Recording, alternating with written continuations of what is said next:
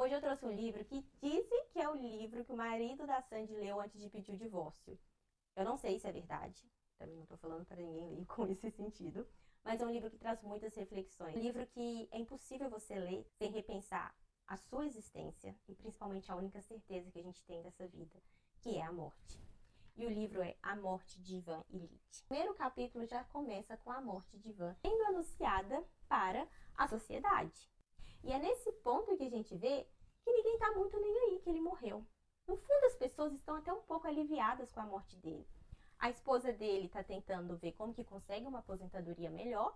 E os amigos do trabalho estão vendo quem vai pegar o cargo dele, cargo de juiz. Então ele ocupava ali um cargo que era muito invejado pelos colegas dele. E aí você pensa também na sua vida, não vale nada. Você morre e as pessoas ao seu redor continuam vivendo normalmente. E a partir desse ponto o livro se torna essa jornada angustiante pela consciência de Ivan. Ele lida com o medo, com a aceitação, com a raiva e, por fim, com a redenção, a sua mortalidade. Ele percebe que a sua vida inteira foi somente buscar status. Ser um bom marido, ser um bom profissional, ter um bom emprego, ser bem visto na sociedade e que no final nada disso fez diferença para ele. Que a vida dele foi uma sucessão de acontecimentos insócios, sem muita importância, e que ele não construiu nenhuma relação verdadeiramente significativa. Enquanto ele está num quarto, sofrendo e gritando de dor, a esposa dele está preocupada como que a doença dele atrapalha a vida dela. Os amigos querem o cargo dele. Então, no fundo, todo mundo tá só esperando a hora mesmo de falar: como é que você vai morrer, Ivan? Pra vida voltar ao normal, ninguém mais aguenta. E conforme a saúde dele se deterioriza, a dor que aqui no livro é descrita é uma forma de metáfora para mostrar o vazio emocional que ele sente.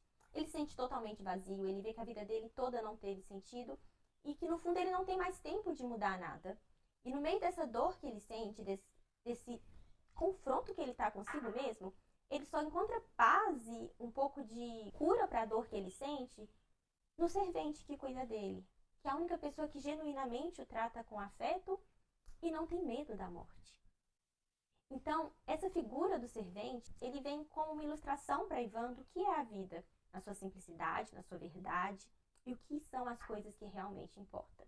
Mas já é muito tarde para Ivan, ele não tem mais tempo de consertar nada. E é aí que o leitor começa a pensar sobre a própria vida, sobre o que ele pode consertar da sua vida. No final do livro, Ivan ele reflete que a vida dele foi uma epifânia. Não teve nada de muito valioso, não teve nada de muito honroso. Com essa compreensão, ele vem com a redenção. Então, eu acho que aqui eu tenho um dos capítulos mais lindos que eu já li, que é o último capítulo desse livro, que é a aceitação e a redenção dele à morte. Ele aceita o fim dele. E nessa aceitação ele encontra uma paz que ele nunca teve durante a vida inteira. Esse livro é um soco no estômago, porque, como eu disse, embora seja uma leitura fácil, não é uma leitura que você vai ser agradável. É uma leitura que vai te tirar da sua zona de conforto, mas que te faz pensar o seguinte: você ainda tem tempo para mudar algo que você não goste. Você ainda tem tempo para mudar algo que você acredita que está errado na tua vida. Ivan não teve essa chance. E você caminha com Ivan nesse livro. Você caminha com ele para a morte. E ao mesmo tempo que você caminha, você fala: eu não quero ir. Você sente como se ele te puxasse. Mas é só você mesmo pensando. 1 milhão de coisas, talvez. Gente, livro ótimo. Eu sei que muita gente não vai ler, mas fica a lição. Leia um resumo, leia o último capítulo. Leiam.